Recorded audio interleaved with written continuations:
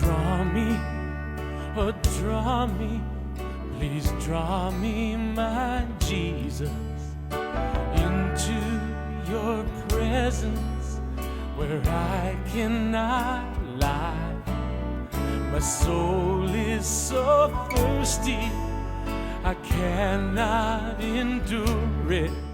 Stephen Capaldo, and we're going to continue with our readings. We're in the law segment now. We're in the book of Genesis and reading chapters 16 through 19. It'll be about Abraham, Sarah, and Abraham's circumcision. Now Sarai, Abram's wife, had borne him no children. She had a female Egyptian servant whose name was Hagar. And Sarai said to Abram, "Behold, now the Lord has prevented me from bearing children. Go into my servant. It may be that I shall obtain children by her."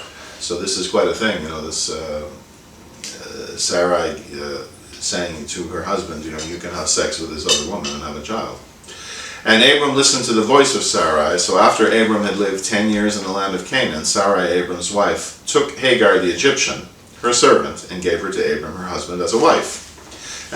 So you see, there are these stories in the Bible of multiple wives and concubines and this and that. I mean, it's not the basic model for marriage, but it's interesting. There's not an overall condemnation of this in the Bible. God does present it, and He does allow it.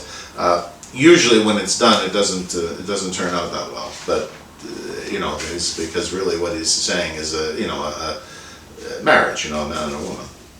And you don't, not bigamy or polygamy or that type of thing. But God is very careful because nowadays, if you look at certain cultures where this still exists, if someone were trying to witness the gospel to a culture like that had this still, and part of the witness was, you can't do this.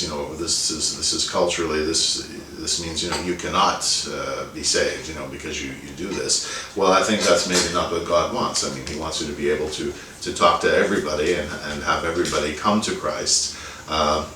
Who wants to come to Christ. And so I think that's the reason why there's, on this matter of bigamy, polygamy, multiple wives, there's not really a total condemnation of it. Jesus talked to everybody. He talked to the sinners, the tax collectors, the prostitutes. He talked to everybody, and I think that's part of the witness, is that talking to God about people, it would include people who have this cultural practice, which God, I'm not saying that He thinks it's the correct one, but He's careful.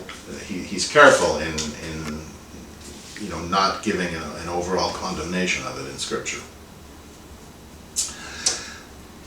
because He knows precisely that in most cultures now it would be considered illegal and not the correct thing to do culturally or ethically.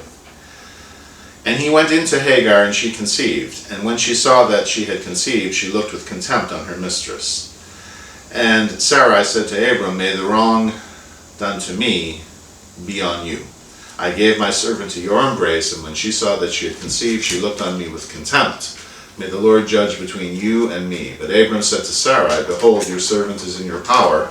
Do to her as you please." Then Sarai dealt harshly with her, and she fled from her.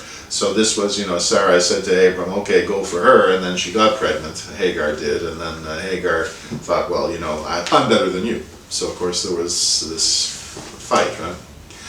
The angel of the Lord found her by a spring of water in the wilderness, the spring on the way to shore. And he said, "Hagar, servant of Sarai, where have you come from, and where are you going?" She said, "I'm fleeing from my mistress Sarai." The angel of the Lord said to her, "Return to your mistress and submit to her." The angel of the Lord also said to her, "I will surely multiply your offspring, so that they cannot be numbered for multitude."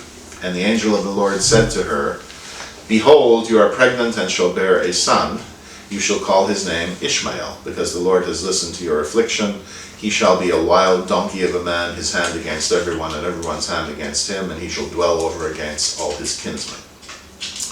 So she called the name of the Lord who spoke to her, "You are a God of seeing," for she said, "Truly here I have seen him who looks after me." Therefore the well was called Bir Laharoi. It lies between Kadesh and Bered. And Hagar bore Abram a son, and Abram called the name of his son, whom Hagar bore, Ishmael. Abram was 86 years old when Hagar bore Ishmael to Abram. When Abram was 99 years old, so 13 years later, the Lord appeared to Abram and said to him, I am God Almighty. Walk before me and be blameless, that I may make my covenant between me and you, and may multiply you greatly. Then Abram fell on his face, and God said to him, Behold, my covenant is with you. You shall be the father of a multitude of nations. So really, he's like the first believer, what we would call believer, of a nation, but he's the father of many nations. So not just of the Jewish nation, but of many nations, which eventually means the Gentiles. Right? No longer shall your name be called Abram, but your name shall be Abraham, for I have made you the father of a multitude of nations. I will make you exceedingly fruitful, and I will make you into nations, and kings shall come from you. And I will establish my covenant between me and you and your offspring after you throughout their generations for an everlasting covenant, to be God to you and to your offspring after you.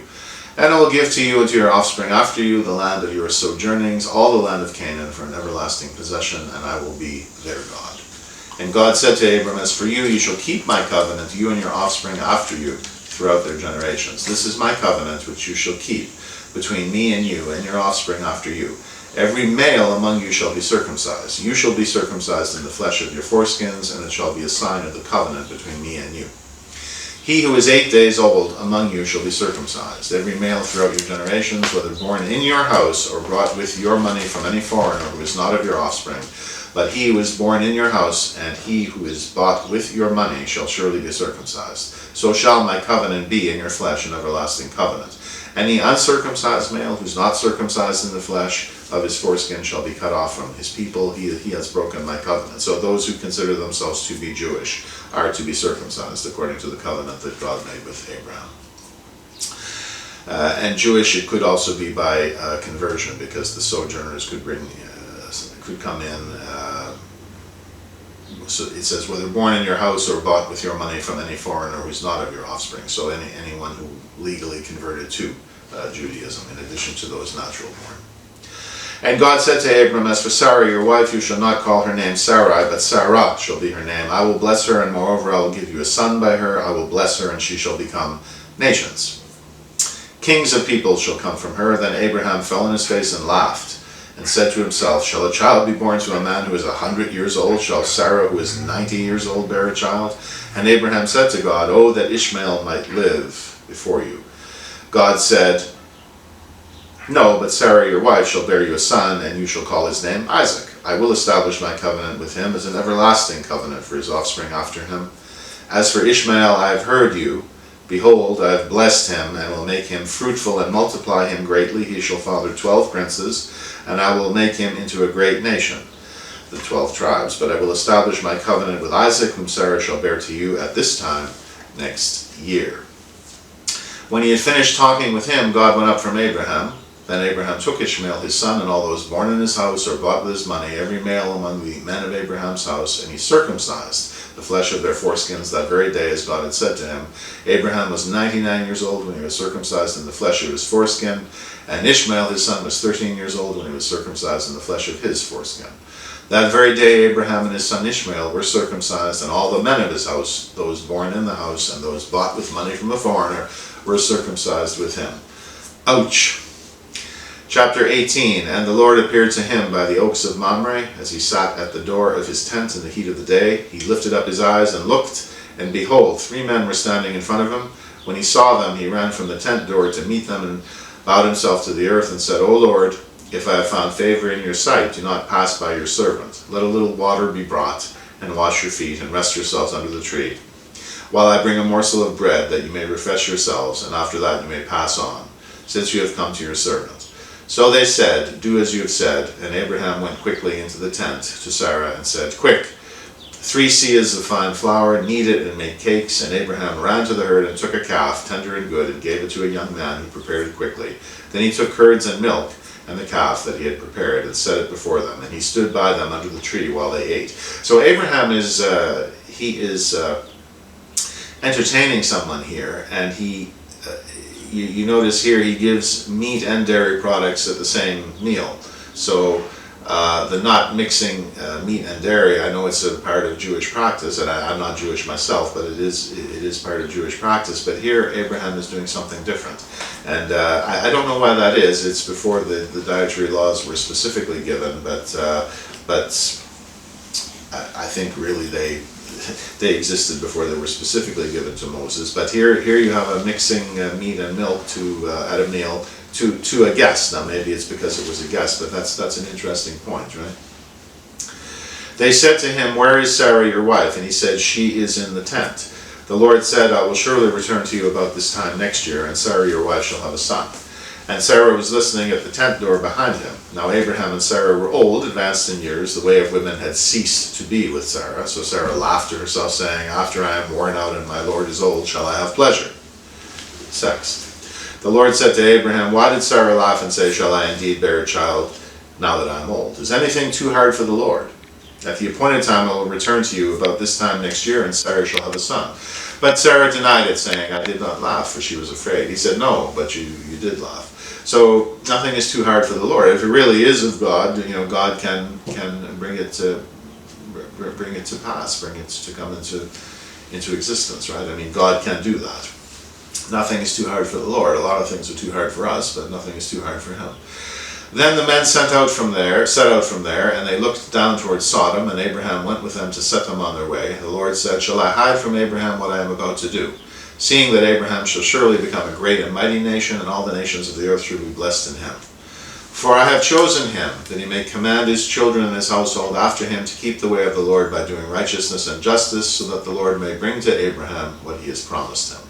Then the Lord said, "Because the outcry against Sodom and Gomorrah is great, and their sin is very grave, I will go down to see whether they have done altogether according to the outcry that has come to me, and if not, I will know." And he will know anyway. But he's just kind of explaining, what his thinking is. So the men turned from there and went towards Sodom, but Abraham still stood before the Lord. Then Abraham drew near and said, "Will you indeed sweep away the righteous with the wicked? Suppose there are 50 righteous within the city. Will you then sweep away the place and not spare it for the 50 righteous who are in it? Far be it from you to do such a thing, to put the righteous to death with the wicked, so that the righteous fare as the wicked. Far be that from you. Shall not the judge of all the earth do what is just?" And the Lord said, "If I find at Sodom 50 righteous in the city, I will spare the whole place for their sake." Abraham answered and said, "Behold, I have undertaken to speak to the Lord, I who am but dust and ashes." So maybe he's surprised with his own boldness, but you can go boldly to the throne, right? You can pray and speak, and you can be bold. You might not get the answer you like. "Suppose 5 of the 50 righteous are lacking. Will you destroy the whole city for lack of 5? And he said, "I will not destroy it if I find 45 there." Again he spoke to him and said, "Suppose 40 are found there." He answered, "For the sake of 40 I will not do it." Then he said, "Oh, let not the Lord be angry, and I will speak. Suppose 30 are found there, 30 righteous." And God answered, "I will not do it if I find 30 righteous there." And he said, "Behold, I have undertaken to speak to the Lord. Suppose 20 are found there." He answered, "For the sake of 20 I will not destroy it." Then he said, "Oh, let not the Lord be angry." Do not tempt the Lord your God, right? "And I will speak again, but this once. Suppose 10 are found there." He answered, "For the sake of 10 I will not destroy it." And the Lord went his way when he had finished speaking to Abraham, and Abraham returned to his place. And that brings us to chapter 19. The 2 angels came to Sodom in the evening, and Lot was sitting in the gate of Sodom. When Lot saw them, he rose to meet them and bowed himself with his face to the earth and said, "My lords, please turn aside to your servant's house and spend the night and wash your feet. Then you may rise up early and go on your way." They said, "No, we will spend the night in the town square." But he pressed them strongly, so they turned aside to him and entered his house. And he made them a feast and baked unleavened bread, and they ate. But before they lay down, the men of the city, the men of Sodom, both young and old, all the people to the last man, surrounded the house, and they called to Lot, "Where are the men who came to you tonight? Bring them out to us, that we may know them." Lot went out to the men at the entrance, shut the door after him, and said, "I beg you, brothers, do not act so wickedly. Behold, I have 2 daughters who have not known any man. Let me bring them out to you, and do to them as you please. Only do nothing to these men, for they have come under the shelter of my roof." So what's happening here is men raping men. But they said, stand back. And they said, this fellow came to sojourn, and he has become the judge. Now we will deal worse with you than with them. Then they pressed hard against the man Lot and drew near to break the door down. But the men reached out their hands and brought Lot into the house with them and shut the door. And they struck with blindness the men who were at the entrance of the house, both small and great, so that they wore themselves out, groping for the door. Then the men said to Lot, have you anyone else here, sons-in-law, sons, daughters, or anyone you have in the city? Bring them out of the place. For we are about to destroy this place, because the outcry against its people has become great before the Lord, and the Lord has sent us to destroy it. So Lot went out and said to his sons-in-law, who were to marry his daughters, up, get out of this place, for the Lord is about to destroy the city. But he seemed to his sons-in-law to be jesting. As morning dawned, the angels urged Lot, saying, up, take your wife and your 2 daughters who are here, lest you be swept away in the punishment of the city. But he lingered, so the men seized him and his wife and his 2 daughters by the hand, the Lord being merciful to him, and they brought him out and set him outside the city. And as they brought them out, he said, escape for your life, do not look back or stop anywhere in the valley, escape to the hills, lest you be swept away. And Lot said to them, oh no, my lords, behold, your servant has found favor in your sight, and you've shown me great kindness in saving my life, but I cannot escape to the hills, lest the disaster overtake me and I die. Behold, this city is near enough to flee to, and it is a little one, let me escape there. Is it not a little one, and my life will be saved? He said to him, behold, I grant you this favor also, that I will not overthrow the city of which you have spoken. Escape there quickly, for I can do nothing till you arrive there. Therefore the name of the city was called Zor, meaning little. So this is the escape from Sodom and Gomorrah of Lot and his family. And you see what's been going on, all of the cruelness, the rape, the abuse, the exploitation that's been going on, the sexual abuse and exploitation, men raping men. The sun had risen on the earth when Lot came to Zoar. Then the Lord rained on Sodom and Gomorrah sulfur and fire from the Lord out of heaven, and he overthrew those cities and all the valley and all the inhabitants of the cities and what grew on the ground. But Lot's wife behind him looked back, and she became a pillar of salt. So exactly what happened to her, pillar of salt, who knows? God destroys Sodom. And Abraham went early in the morning to the place where he had stood before the Lord, and he looked down toward Sodom and Gomorrah and toward all the land of the valley. And he looked, and behold, the smoke of the land went up like the smoke of a furnace. So it was that when God destroyed the cities of the valley, God remembered Abraham and sent Lot out of the midst of the overthrow, when he overthrew the cities in which Lot had lived. Now Lot went up out of Zoar and lived in the hills with his 2 daughters, for he was afraid to live in Zoar. So he lived in a cave with his 2 daughters. And the firstborn said to the younger, our father is old, and there is not a man on earth to come in to us after the manner of all the earth. Come, let us make our father drink wine, and we will lie with him, that we may preserve offspring from our father. Okay, so you can put that one together. So they made their father drink wine that night, and the firstborn went in and lay with her father. He did not know when she lay down or when she arose. The next day the firstborn said to the younger, behold, I lay last night with my father. Let us make him drink wine tonight also. Then you go in and lie with him, that we may preserve offspring from our father. So they made their father drink wine that night also, and the younger arose and lay with him, and he did not know when she lay down or when she arose. Thus both the daughters of Lot became pregnant by their father. So they've been taking Sodom and Gomorrah lessons, I guess. The firstborn bore a son and called his name Moab. He is the father of the Moabites to this day, and probably that's modern Lebanon. The younger also bore a son and called his name Ben-Ami. He is the father of the Ammonites to this day, in the same general region. So that brings us to the end of Sodom and Gomorrah, the end of chapter 19, and this reading of the law. We'll have another reading for you the next time we meet. Thank you very much for listening. Bye for now.